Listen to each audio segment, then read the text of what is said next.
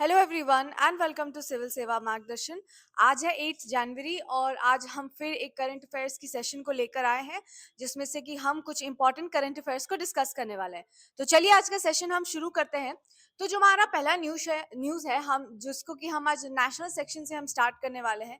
तो जो हमारा पहला न्यूज़ है वो है कि देखिए दिल्ली गवर्नमेंट ने आरबीआई के साथ यानी कि रिजर्व बैंक ऑफ इंडिया के साथ एक एमओयू साइन किया है जिसमें से कि अब दिल्ली गवर्नमेंट जो है दिल्ली गवर्नमेंट की बैंक्स जो है वो अब आरबीआई के कंट्रोल में अब होने वाली यानी कि आरबीआई दिल्ली गवर्नमेंट के सारे फाइनेंसेस और जितने भी बैंकिंग सिस्टम है अब उसको मैनेज करने वाली है, उस पर एक चेक रखने वाली है। ठीक है, अब देखिए Delhi has come under RBI's banking cash and debt management system for the very first time.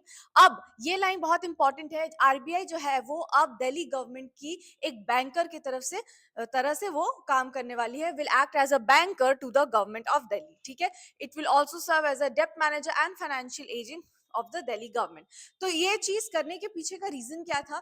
देखिए इससे एडवांटेज ये होने वाला है कि अब दिल्ली गवर्नमेंट के जितने भी ट्रांजैक्शंस है, फाइनेंशियल ट्रांजैक्शन है, जो बैंक रिलेटेड ट्रांजैक्शंस है, अब उसमें बहुत ज्यादा ट्रांसपेरेंसी आ जाने वाली है। क्यों? क्योंकि अब इसको जो है डायरेक्ट मॉनिटर आरबीआई करने वाली है, यानी कि जितने भी फाइनेंस रिलेटेड चीज होने वाली है वो सब आरबीआई देखने वाली है। ठीक है, it will act as a banker to the government of Delhi.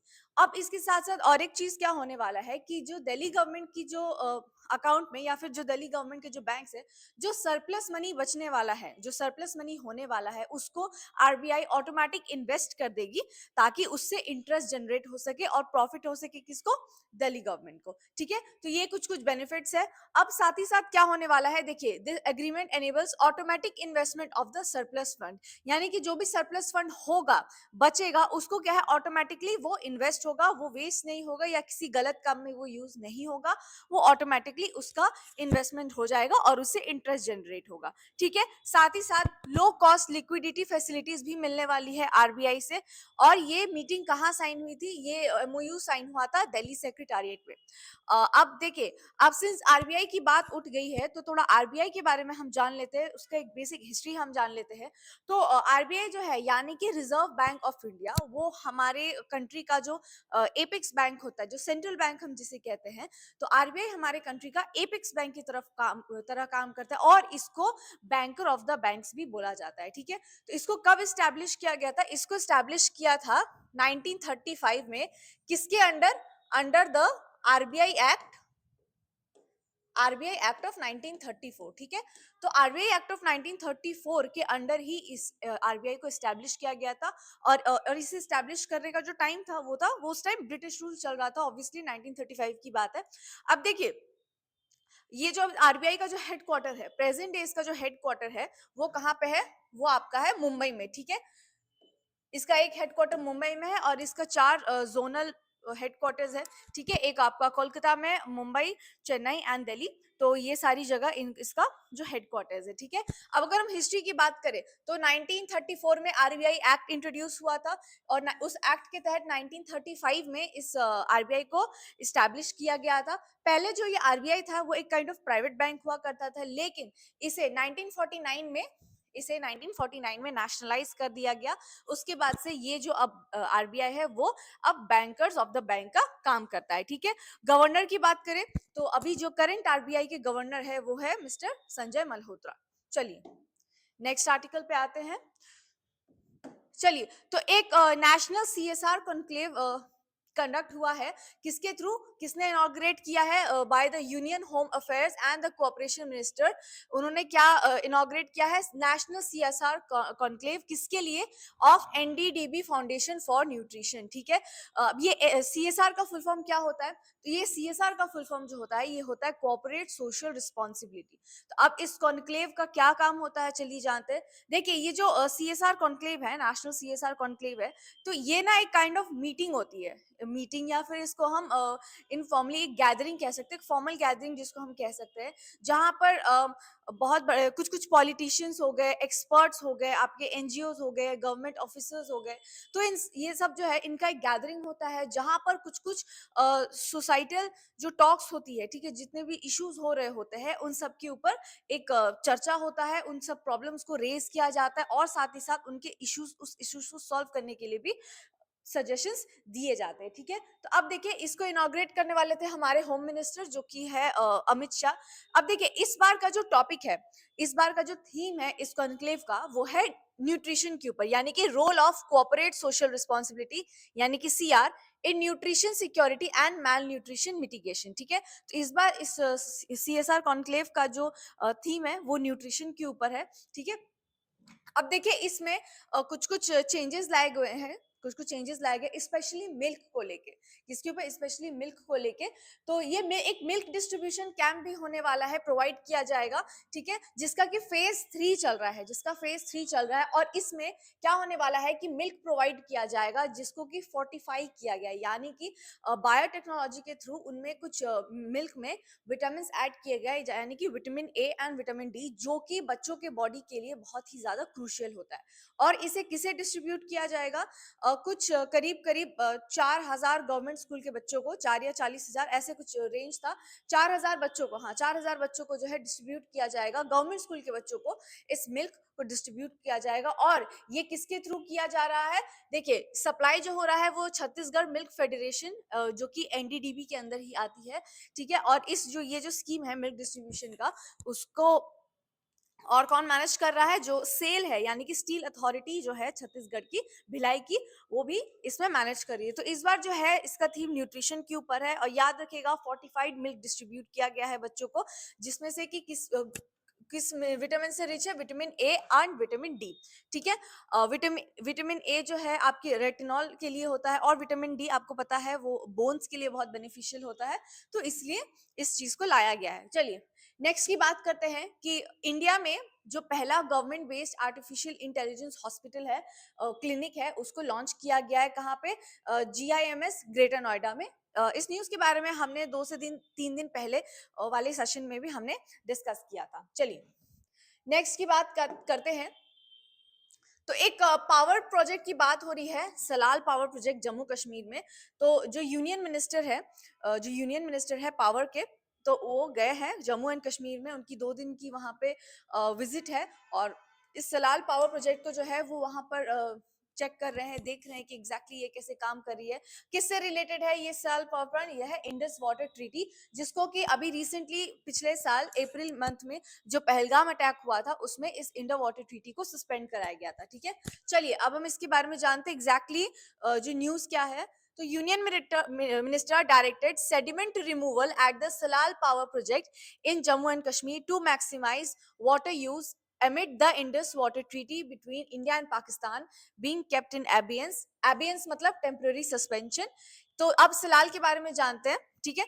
तो ये जानने से पहले पहले हम समझ लेते हैं कि ये इस आर्टिकल में बोला क्या गया और एक्चुअल में अभी हो क्या रहा है। देखिए तो ये जो सलाल वाटर प्लांट है ना, हाँ सलाल जो पावर प्रोजेक्ट है, ये कहाँ पे सिचुएटेड है? ये जम्मू कश्मीर में सिचुएटेड है। किस रिवर के ऊपर? चेनाब रिवर के ऊपर, ठीक है। किस रिवर पे? चेनाब रिवर पे ये सिचुएटेड है। जब चलिए, और ये जो प्रोजेक्ट है ना, ये इंडस वाटर ट्रीटी के अंडर जो पहला हाइड्रो इलेक्ट्रिक प्रोजेक्ट है, ये उसके अंडर आती है। अब देखिए जो मेन प्रॉब्लम क्या हो रहा है ना, कोई भी जो वाटर प्लांट होता है, उसमें क्या है, इस वाटर प्लांट में जो हाइड्रो इलेक्ट्रिक प्रोजेक्ट है, तो काफी ज्यादा सेडिमेंट डिपॉजिट्स हो रहा है। अब ये सेडिमेंटेशन क्या होता है, सेडिमेंट डिपॉजिट्स क्या होता है? अगर आप एक ग्लास लेंगे, ठीक है, ग्लास में अगर आप पानी भरेंगे और अगर आप उसमें जैसे आप मिट्टी मिलाएंगे, ठीक है, और आप उसको मिलाने की कोशिश करेंगे, तो कुछ टाइम बाद आप ये देखेंगे कि वो जो मिट्टी है वो कुछ देर के बाद वो ऑटोमेटिकली ग्लास के नीचे वो डिपॉजिट हो जाती है ना। जैसे ये ग्लास है, इसमें पानी भरा हुआ है, अगर आपने मिट्टी डाला है और आप इसको कंटिन्यूअसली स्टर कर रहे हैं, घुमा रहे हैं, तो थोड़ी देर बाद देखेंगे तो ये जो मिट्टी है वो नीचे आके सेटल हो जाती है, ठीक है। तो इसी को हम क्या कहते हैं? इसी को हम कहते हैं, इसको हम सेडिमेंट कहते हैं, और इस पूरे प्रोसेस को हम कहते हैं सेडिमेंटेशन। अब देखिए किसी भी पावर प्रोजेक्ट में मेनली ये एक बहुत कॉमन प्रॉब्लम होती है, क्योंकि जो वाटर होता है, अब वाटर में जो है ये सब डिसॉल्व ऑलरेडी होता ही है ना। रिवर अपने साथ काफी ज्यादा मिनरल्स हो गए, सिल्ट लेके आ रही है, तो उसकी वजह से क्या होता है, विद टाइम इस कंटेनर में, रिजर्वॉयर में जो है सेडिमेंटेशन होने लगता है, और जो बेस है, जो बेस है उसमें सेडिमेंट का डिपोजिशन हो जाता है। ठीक है, तो अब इस डिपोजिशन से क्या होता है कि जो ये पावर प्रोजेक्ट है उसका एफिशिएंसी घट जाता है, उसका काम करने का जो एफिशिएंसी है वो घट जाता है, जिसकी वजह से जो है पावर एमिशन में थोड़ी थोड़ी प्रॉब्लम्स आने लगती है, मतलब जिस एफिशिएंसी से काम करना चाहिए उस एफिशिएंसी से काम नहीं हो पाता है। ठीक है, चलिए अब देखते हैं हम इसके बारे में।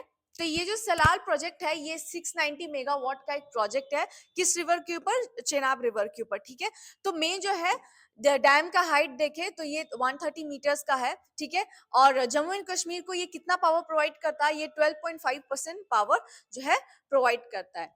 ठीक है, तो मेन जो इसमें ये है प्रॉब्लम, ये है कि सेडिमेंटेशन की प्रॉब्लम को रिव्यू करने के लिए जो है इस को रखा गया है। ठीक है, ये विजिट रखा गया है यूनियन मिनिस्टर का। चलिए नेक्स्ट न्यूज पे आते हैं। तो ये एक बहुत ही कह सकते हैं रिलीजियस या कल्चरल न्यूज कह सकते हैं। जो हमारे सोमनाथ टेम्पल है, जो 12 ज्योतिर्लिंग है, शिव ज्योतिर्लिंग है हमारे इंडिया में, उनमें से जो पहला ज्योतिर्लिंग है यानी कि सोमनाथ मंदिर, तो उसने 1000 साल कंप्लीट कर लिए, एग्जिस्टेंस के 1000 साल कंप्लीट करने, यानी कि 1000 year survivals of the Somnath temple.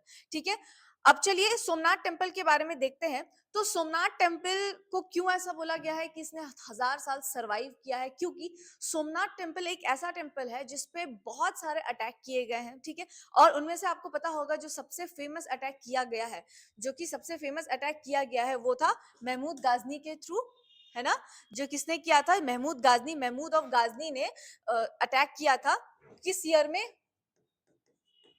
1025 CE में महमूद जो है गाजनी के, उसने अटैक किया था, बहुत ही सीवियर अटैक था।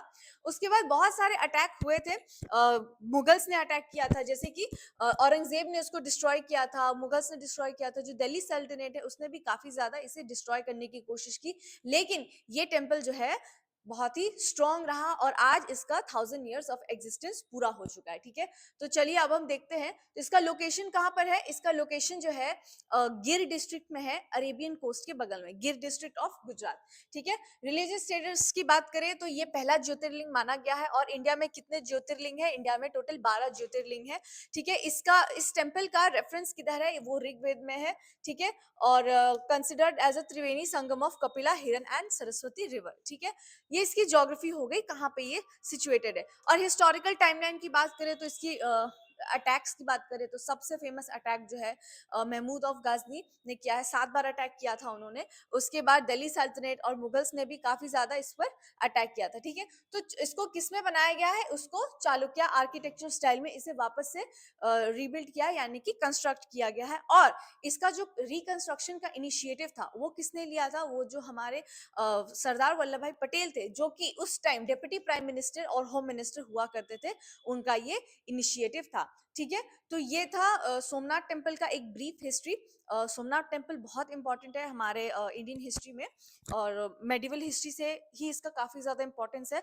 और इतना ज्यादा इंपॉर्टेंट है कि जो फॉरेन इन्वेडर्स थे काफी बार हमला करने के बाद भी आज ये टेम्पल हमारे बीच एकदम स्ट्रांग खड़ा है और 1000 साल इसने पूरा कर दिया है। ठीक है, चलिए अब नेक्स्ट न्यूज पे आते हैं।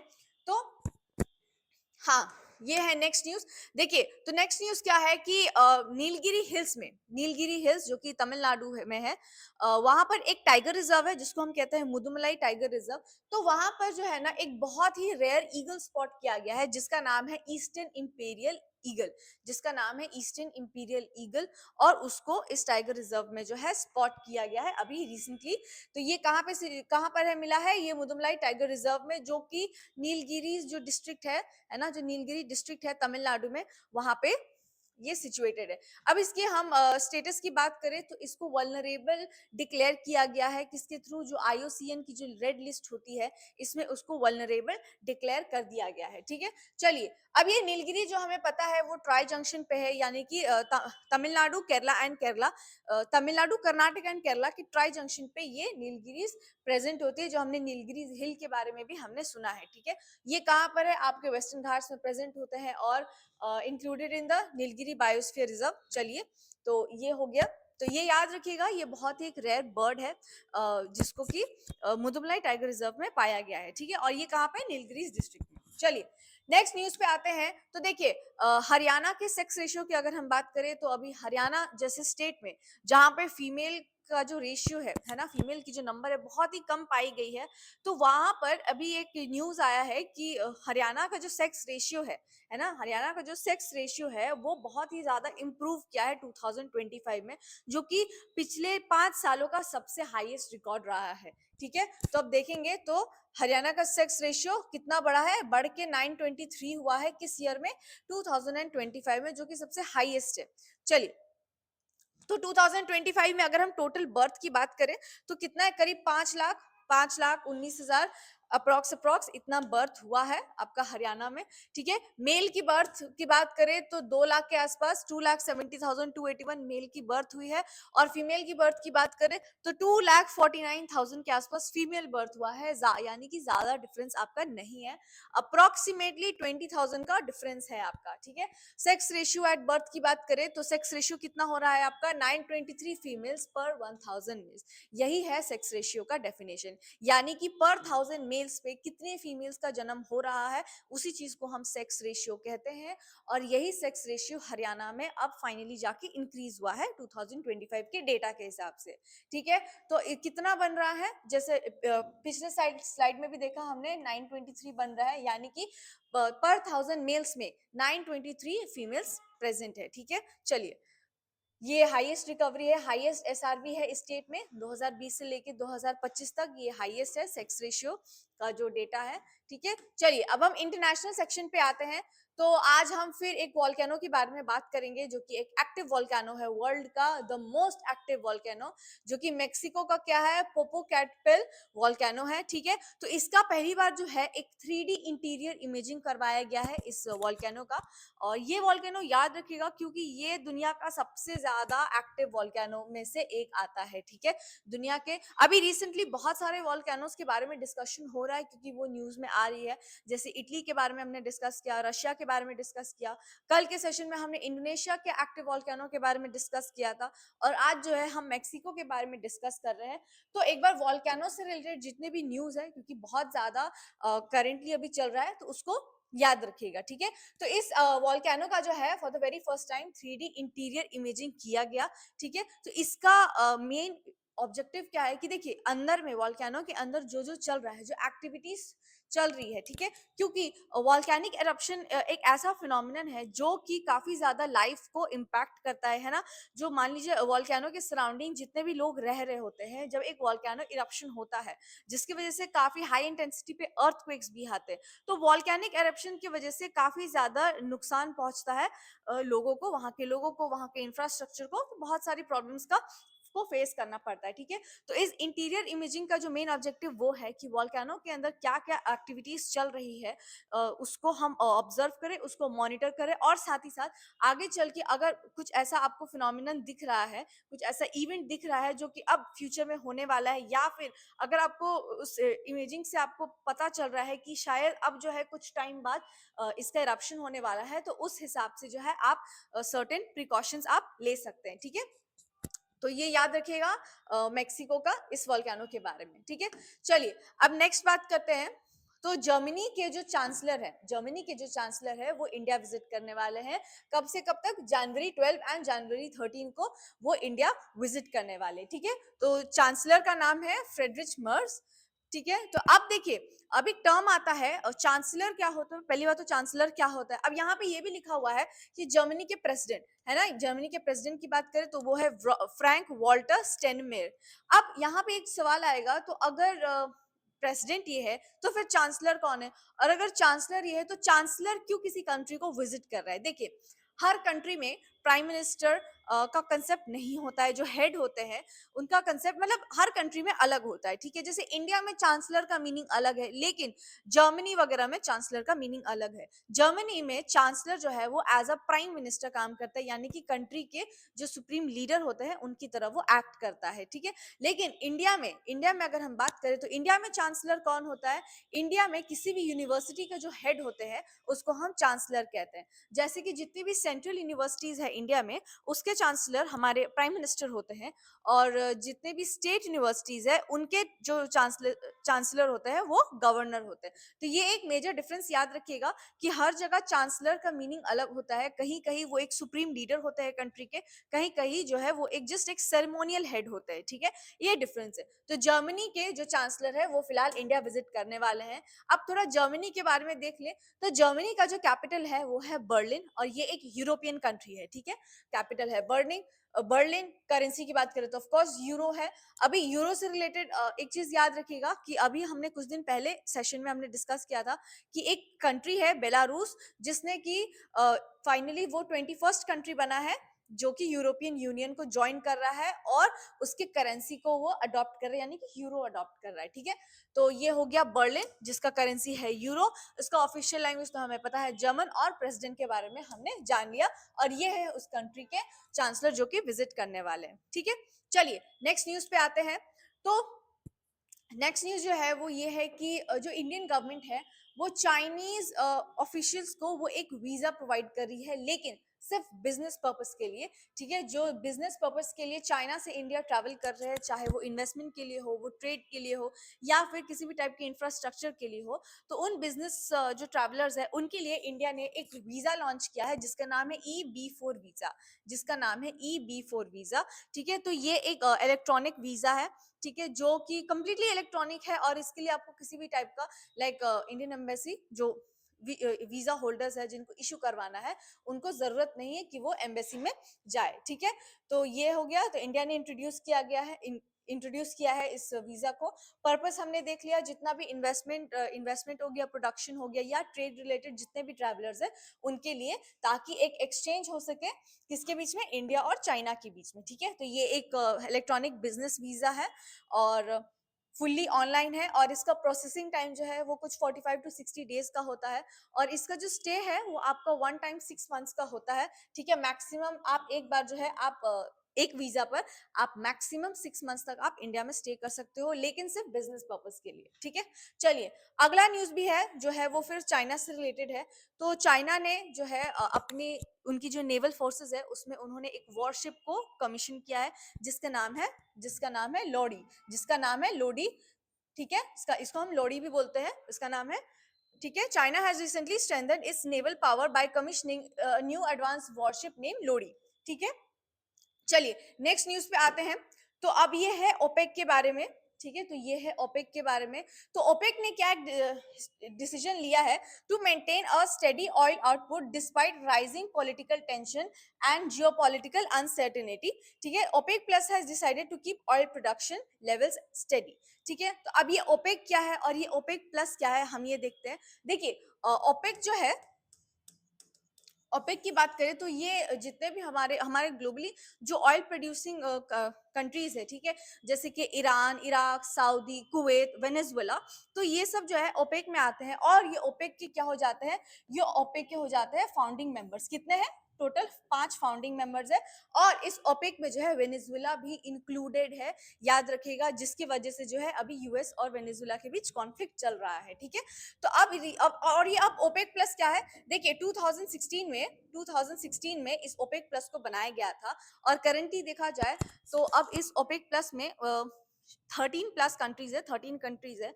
और याद रखिएगा इंडिया ना ही तो ओपेक का पार्ट है, ना ही तो ओपेक प्लस का पार्ट है।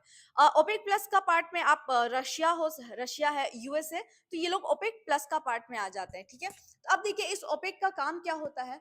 तो ग्लोबली जो ऑयल चेन है, जो ग्लोबली जो oil supply and production chain है, उसको ये ओपेक कंट्रोल करता है, ये ट्रांजैक्शन करता है, जो ट्रेड वगैरह करता है, और साथ ही साथ ये जो ऑयल प्राइसेस है ग्लोबली, इसको कंट्रोल करने में हेल्प करता है, ठीक है। उसके प्रोडक्शन में हेल्प करता है, और साथ ही साथ उसके सप्लाई को भी ये मॉनिटर करता है, ठीक है।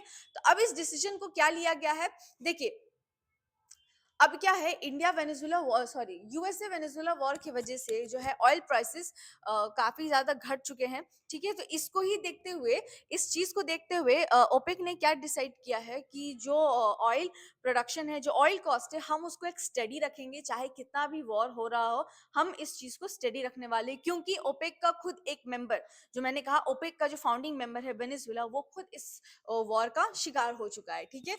तो यानी कि अब ये जो ग्रुप है ओपेक, ये दुनिया दुनिया का आधा से भी ज्यादा ये ऑयल प्रोड्यूस करता है, क्योंकि इसके जो मेजर मेंबर्स जो मैंने कहा, मेनली जो मिडिल ईस्ट और वेनेजुएला, जहां पे मेजोरिटी आपका ऑयल प्रोड्यूस होता है वर्ल्ड का, ये इसका मेंबर है, ठीक है। और ये देखिए ओपेक प्लस के 8 जो की मेंबर्स है, ठीक है, including Saudi Arabia, Russia, UAE, Kazakhstan, Kuwait and Iraq, Algeria, Oman, उन्होंने एग्री किया है कि वो जो ऑयल का जो आउटपुट टारगेट है उनको भी वो इंक्रीज करेंगे डिस्पाइट एनी सिचुएशन, ठीक है।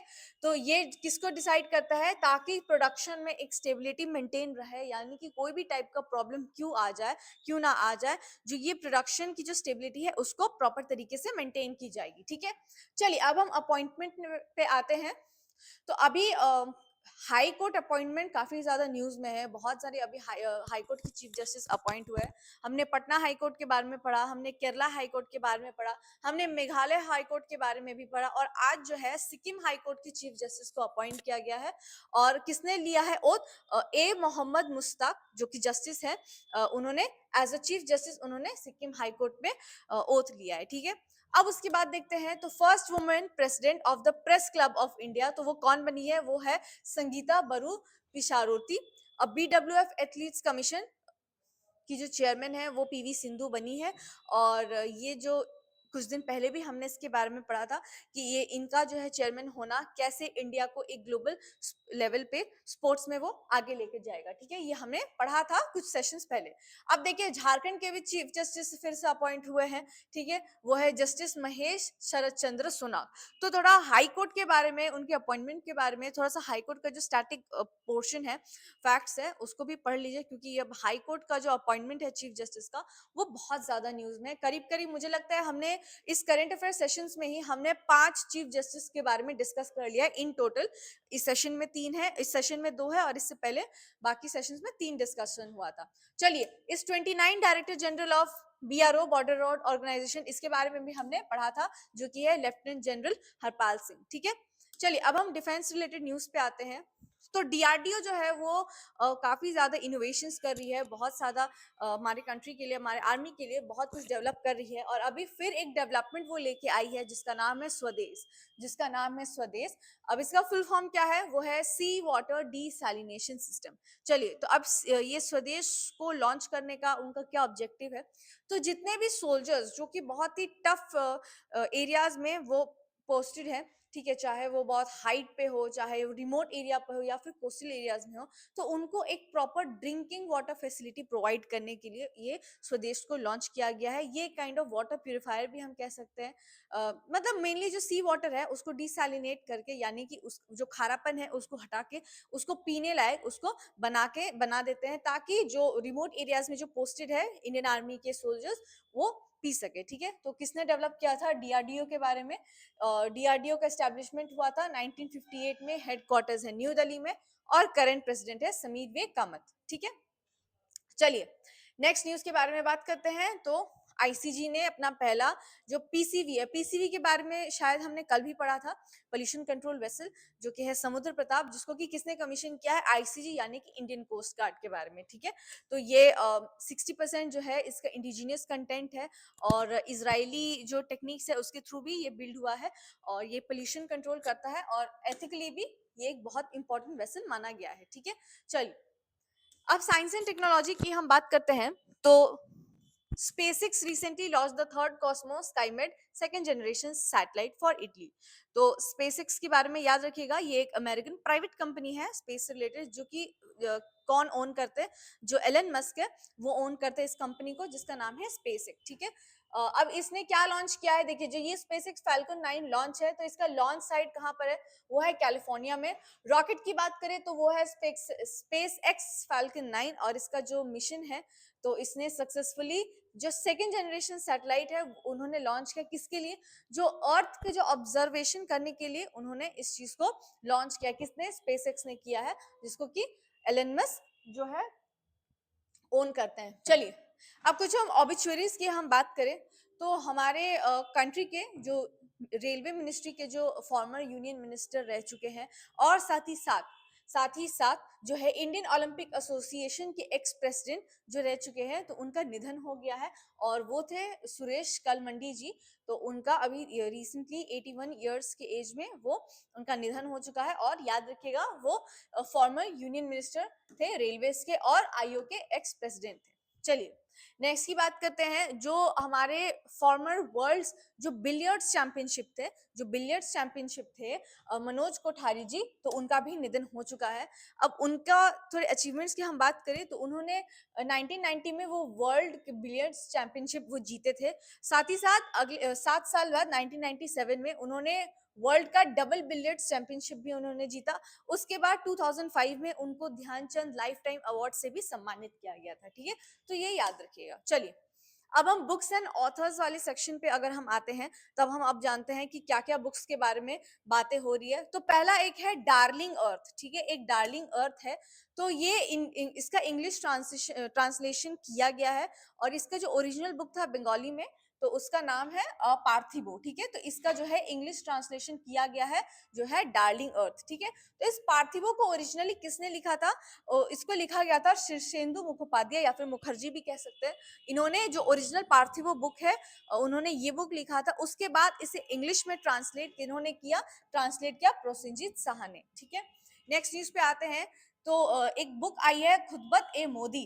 एक बुक आई है खुतबत ए मोदी, किसने लिखा है? श्री धर्मेंद्र प्रधान जी ने लिखा है खुतबत ए मोदी। ठीक है, तो अब ये बुक क्या है? ये ना जो हमारे प्राइम मिनिस्टर जो जवाहरलाल नेहरू थे, उनका जो इंडिपेंडेंस, सॉरी जवाहरलाल नेहरू ने, जो ये प्राइम मिनिस्टर मोदी है, तो उनकी जो इंडिपेंडेंस डे की जो स्पीचेस है, उनको कंबाइन करके लिखा गया है उर्दू में। ठीक है, उर्दू कंबाइलेशन है लाल किला की फसील से। तो इस बुक को जो है आपको खरीदा गया है किसके द्वारा? National council for promotion of Urdu language new Delhi ने इस बुक को खरीदा है। ठीक है, तो ये याद रखिएगा। चलिए स्पोर्ट्स पे आते हैं। तो racer Atika Mir becomes first Indian to secure top 5 finishes in IAME UAE karting championship. तो जो कार्टिंग स्पोर्ट होता है ना, एक जैसे गो कार्ट भी जिसको हम कहते हैं, तो ये एक छोटा कार होता है जिसको रेसिंग में यूज किया जाता है। तो ये कार्टिंग चैंपियनशिप होता है, और जो है रेसर जो है आतिका मीर, वो पहली इंडियन बनी है जिसने जो यूएई की जो कार्टर चैंपियनशिप है उसमें टॉप 5 पोजीशन में आने के लिए। ठीक है, नेक्स्ट की बात करें तो जो स्टीव स्मिथ है क्रिकेटर, उन्होंने एससीजी यानी कि सिडनी क्रिकेट ग्राउंड, उन्होंने वहां पे pip Sachin Tendulkar with 37th test century, यानी कि उन्होंने सचिन तेंदुलकर की भी रिकॉर्ड को उन्होंने सरपास किया है। तो सचिन तेंदुलकर ने क्या किया था कि उन्होंने 13 सेंचुरीज वो पहुंचे थे कब? 219 इनिंग्स में। सॉरी, ये स्टीव स्मिथ ने उन्होंने किया था। तेंदुलकर ने इस अचीवमेंट को उन्होंने 220 इनिंग्स में किया था, और हालांकि इस स्टीव स्मिथ ने इस चीज को उन्होंने 219 इनिंग्स में उन्होंने किया था, और इस चीज से जो है उन्होंने एक हिस्ट्री बनाया है, और उन्होंने सचिन तेंदुलकर के भी रिकॉर्ड को सरपास कर दिया है। ठीक है, चलिए नेक्स्ट न्यूज की हम बात करते हैं। तो the 72nd national volleyball tournament जो है उसको वाराणसी में इनॉग्रेट किया जाएगा। 72nd national volleyball tournament. ठीक है, वॉलीबॉल के बारे में थोड़ा स्टार्टिंग जान लेते हैं। ठीक है, चलिए उसको जान लीजिएगा आप। तो ये कुछ करंट अफेयर्स के क्वेश्चन है। देखिए पहला, who is appointed as chief justice of Sikkim high court? तो इसका आंसर है justice A Mohammed Mushtaq. Japan ने लॉन्च किया है, सॉरी इंडिया ने लॉन्च किया था E production investment visa, EB4 visa, किसके लिए? चाइनीज बिजनेस ऑफिशियल्स के लिए। Who became the first Indian and female to secure top 5 position IAME UAE karting championship? तो वो है आतिका मिर, रेसर आतिका मिर। ठीक है, what is the name of water purification system developed by DRDO? तो वो है स्वदेश।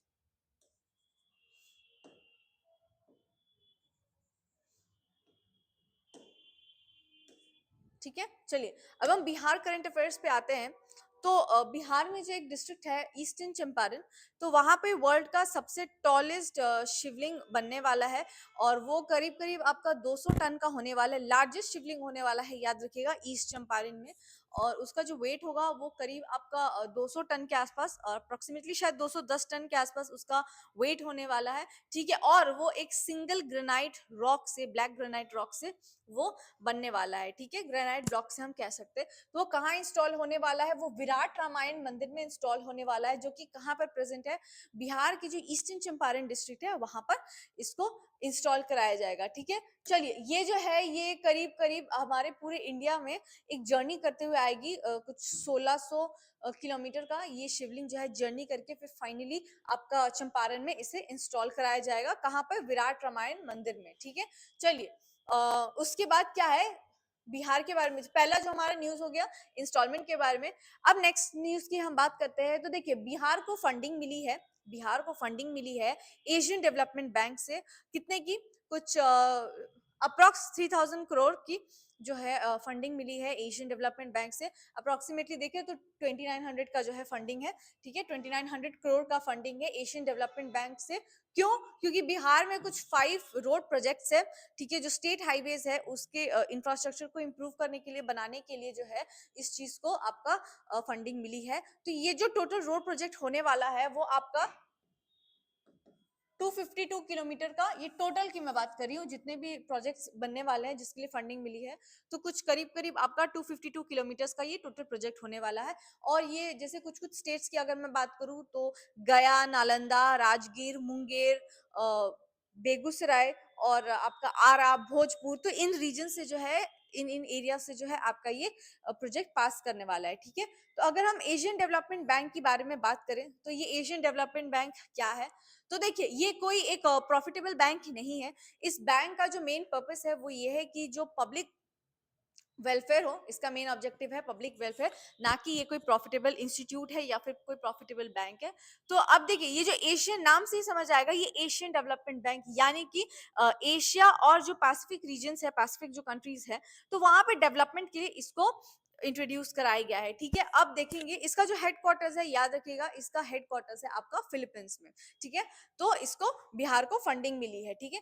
अब चलिए, अब जो हमारे बिहार के जो डिप्टी चीफ मिनिस्टर है सम्राट चौधरी, उन्होंने ये एक स्टेटमेंट दिया है कि बिहार में डेवलपमेंट तब तक इनकम्प्लीट है जब तक वुमेन को पावर नहीं मिलते, यानी जब तक वुमेन एम्पावर नहीं होंगे हमारे स्टेट में तब तक यहाँ का डेवलपमेंट जो है वो इनकम्प्लीट है। तो इसी के लिए उन्होंने एक स्कीम लॉन्च किया था जो कि है बिहार का मुख्यमंत्री महिला रोजगार योजना, यानी कि chief minister women employment scheme. तो ये स्कीम क्या है, इस स्कीम के तहत जो है बिहार में जितनी भी वुमेन है उन सबके अकाउंट में डायरेक्ट बैंक ट्रांजेक्शन यानी कि डीबीटी के थ्रू 10-10 हजार भेजा जाएगा, मैक्सिमम 2 लाख तक जो है वो प्रोग्रेस के ऊपर डिपेंड करता है कि आपको कितना मिलेगा, लेकिन 10,000 आपको अश्योर्ड मिलने वाला है, आपको कैश, कैश नहीं, डायरेक्ट बैंक के थ्रू आपको फाइनेंशियल असिस्टेंस मिलने वाला है, ताकि वुमेन जो है अपने लाइवलीहुड सपोर्ट कर सके, कुछ अपने साथ सेल्फ हेल्प ग्रुप को मिला के भी कुछ बिजनेस स्टार्ट कर सके, कुछ इन्वेस्टमेंट कर सके, और मतलब मेनली स्टार्टअप कुछ कर सके जिसके थ्रू वो है इंडिपेंडेंट बन सके, एम्पावर हो सके, और साथ ही साथ लाइवलीहुड के, अपने लाइवलीहुड को भी वो सपोर्ट कर सके। तो ये इसका मेन एम होता है, ठीक है, सेल्फ एम्प्लॉयमेंट, ठीक है, सेल्फ एम्प्लॉयमेंट जो है वो मेन है। और 10,000 जाने वाला है किसके, डीबीटी के थ्रू, मैक्सिमम 2 लाख होने वाला है, और वो आपकी परफॉर्मेंस के बेस पे होना जा रहा है, ठीक है। तो इसको कौन सपोर्ट करने वाला है, जितने भी सेल्फ हेल्प ग्रुप है और जो लोकल मार्केट्स लगती है, जो हाट लगती है, तो ये सारी चीजें जो है वो इनको सपोर्ट करने वाला है, क्योंकि ये जो है मोस्टली जितने भी सेल्फ हेल्प ग्रुप होते हैं और जो ये लोकल हाट मार्केट होते हैं, वो मेनली जो वुमेन सेंट्रिक, जिसको कहते हैं ना वुमेन सेंट्रिक डेवलपमेंट, ये मेनली उन पे ज्यादा फोकस करती है, ठीक है। और ये भी चीज याद रखना है कि पर फैमिली सिर्फ एक ही वुमेन को इस फाइनेंशियल एड का सुविधा मिलने वाला है, और 10,000 जो है इसका इनिशियल सपोर्ट होने वाला है। और याद रखिएगा बिहार में करीब करीब 75 लाख वुमेन को इस स्कीम से बेनिफिट कराया जाएगा, ठीक है। नेक्स्ट न्यूज की बात करते हैं, तो जो बिहार स्टाफ सिलेक्शन कमीशन है उनके चेयरमैन को अपॉइंट किया गया था, जो कि थे आलोक राज। तो उन्होंने अपॉइंटमेंट के साथ ही 2 दिन के बाद उन्होंने रिजाइन कर दिया, ठीक है। चलिए नेक्स्ट न्यूज पे आते हैं, तो ये आज का हमारा लास्ट जो टॉपिक है वो है design linked incentive, DLI scheme के बारे में। तो ये डीएलआई स्कीम क्या है, देखिए, तो इसका जो फुल फॉर्म है वो है डिजाइन लिंक्ड इंसेंटिव स्कीम। तो जैसा कि हम सब जानते हैं, एक बार और हमने मेंस में सेमीकंडक्टर के बारे में हमने डिस्कस किया था। तो देखिए, सेमीकंडक्टर्स जो है वो बहुत ही ज़्यादा क्रूशियल माना गया है हमारे कंट्री के डेवलपमेंट, सिर्फ हमारे नहीं, ग्लोबल डेवलपमेंट के लिए। क्योंकि ये एक ऐसा डिवाइस होता है, ये एक ऐसा एलिमेंट होता है जो कि आजकल हमारे भी जितने भी चीज़ें प्रेजेंट है, इलेक्ट्रॉनिकली हो गए या फिर हम व्हीकल्स में देख ले। अब इसी अगर हम पेन की बात करें या फिर हम बोर्ड की बात करें, तो इसमें सेमीकंडक्टर्स प्रेजेंट होते हैं। मोस्टली चिप्स वगैरह में यूज होता है, जो चिप्स आपकी जैसे इस कैमरा में लगा है, आप जो मोबाइल फोन यूज कर रहे हैं, जिसके थ्रू आप ये देख रहे हैं, उन सब में भी इन चिप्स का यूज होता है। और तो इस सेमीकंडक्टर में आप जितना ज्यादा आप आगे बढ़ेंगे, आप कह सकते हैं नेशन जो है टेक्नोलॉजिकली उतना ही ज्यादा आगे बढ़ने वाला है। ठीक है, तो अब हम इस के बारे में हम थोड़ा पढ़ते हैं। तो ये क्या है, इस डिजाइन लिंक्ड इंसेंटिव स्कीम के बारे में। तो ये एक इनिशिएटिव है जिसको कि सेंट्रल गवर्नमेंट ने लॉन्च किया है। और किस डिपार्टमेंट ने किया है? Ministry of electronics and IT, MeitY भी जिसको हम कह सकते हैं। तो इसका ऑब्जेक्टिव क्या है? देखिए, इंडिया में जो है हम इंडिजिनियस चिप बनाएंगे, तो ये हमारा ऑब्जेक्टिव है।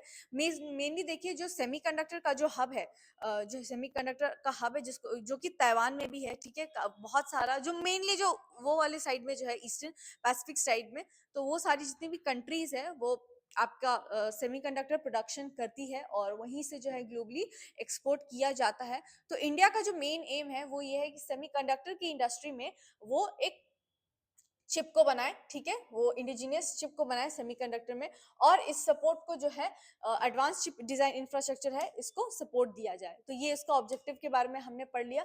फैबलेस कंपनीज जो chip design and IP contribute over half the chips value. ठीक है, इंपॉर्टेंस की बात करें, तो जितना ज्यादा मतलब वो चिप का अगर हम डिजाइन और आईपी परफॉर्मेंस इंप्रूव करेंगे, उतना ही ज्यादा एफिशिएंसी, सिक्योरिटी और कॉम्पिटिटिवनेस जो है उसका इंप्रूव होगा। तो ओवरऑल इस स्कीम की अगर हम बात करें इन शॉर्ट में, तो मेन ऑब्जेक्टिव यही है कि इंडिया की जो सेमीकंडक्टर इंडस्ट्री है उसको और स्ट्रॉन्ग करेंगे, और साथ ही साथ एकदम मेन स्पेसिफिक फोकस की बात करें, तो हमको जो है इंडिजिनियस चिप बनाना है सेमीकंडक्टर्स के बारे में। ठीक है, तो आज के सेशन के लिए हम इतना ही रखेंगे। तो अगर आपको ये सेशन पसंद आता है, तो प्लीज इस वीडियो को लाइक करिएगा और अपना कमेंट जरूर, ओपिनियन लिखिएगा। और साथ ही साथ इस चैनल को भी सब्सक्राइब करिएगा, सिविल सेवा मार्गदर्शन को। थैंक यू, कल फिर हम एक सेशन लेके आएंगे। चलिए, थैंक यू।